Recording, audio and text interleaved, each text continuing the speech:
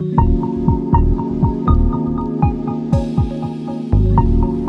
aí pessoal, tudo bem? Bem-vindos a mais um vídeo dos 5 minutos de processo. Seguimos aqui falando dos meios de prova e eu sigo aqui falando com vocês a respeito da prova pericial. Hoje vamos falar sobre dois dispositivos do CPC 15, em particular artigo 473 e artigo 479 do CPC, que são dispositivos muito importantes para a compreensão e para a atuação na prova pericial.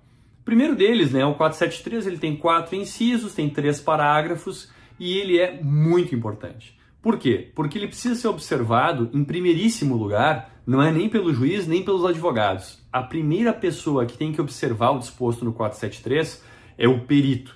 E vou dizer para vocês, pela minha prática, é frequentemente não observado pelos peritos o que está disposto ali no artigo 473, que é o conteúdo do laudo pericial. Lá dispõe o seguinte: primeiro, inciso do 473, que tem que ter uma descrição do objeto da perícia, ou seja, a perícia está recaindo exatamente sobre o quê? Sobre documentos, sobre uma pessoa, sobre uma edificação, sobre um muro que ficou comprometido com o passar do tempo, enfim, tem que descrever sobre o que vai se dar esse exame técnico dele.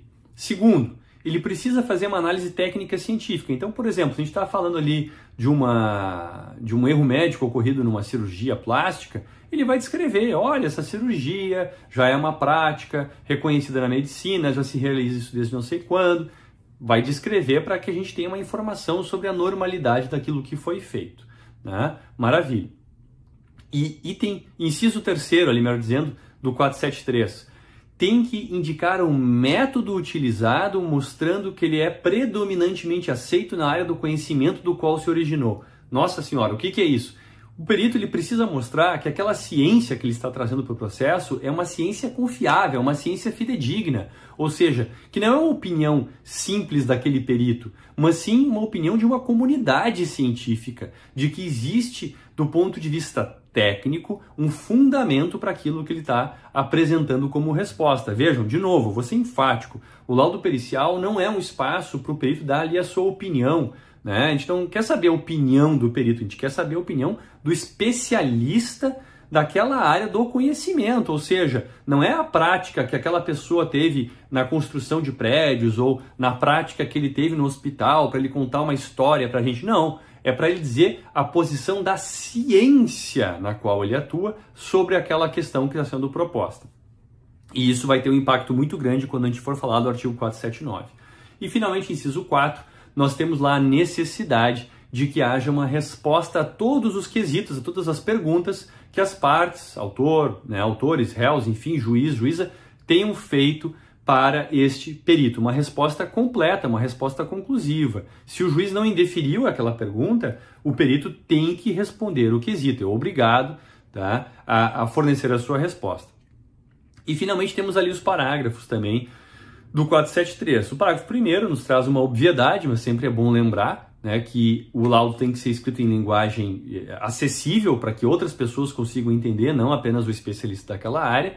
E o parágrafo segundo traz algo também que é bastante delicado, que o perito ele tem que se reservar a atuação que lhe cabe. O julgamento da causa é feito pelo juiz, não pelo perito. Tá? E o parágrafo terceiro do 473 nos traz ali os poderes que o perito tem para o desempenho da sua atividade. Agora, o 479 é que nos traz o grande problema. Quando a gente chama o perito ao processo, a gente está dizendo que a gente não entende daquela área do conhecimento e por isso nós precisamos da opinião de um especialista. Como é que o juiz, ao mesmo tempo, ele faz isso e depois ele, por exemplo, não vai concordar com as conclusões do laudo pericial? É um problema, é um paradoxo. O artigo 479 diz o seguinte, que o juiz vai valorar o laudo pericial observando o 371, ou seja, ele vai olhar para o laudo pericial no contexto de todas as provas que estão no processo. Inspeção judicial pode ter, depoimento testemunhal, documento, enfim, tudo quanto for prova. O juiz vai ter que valorar tudo, não somente a perícia. E também vai valorar, diz lá o 479, o método utilizado. E vai ter que apresentar as razões da utilização ou não utilização do laudo. Vejam que importante isso. Nenhum outro meio de prova tem uma determinação tão pungente, obrigando o juiz a justificar por que ele está concordando ou não concordando com aquele meio de prova, o resultado daquele meio de prova.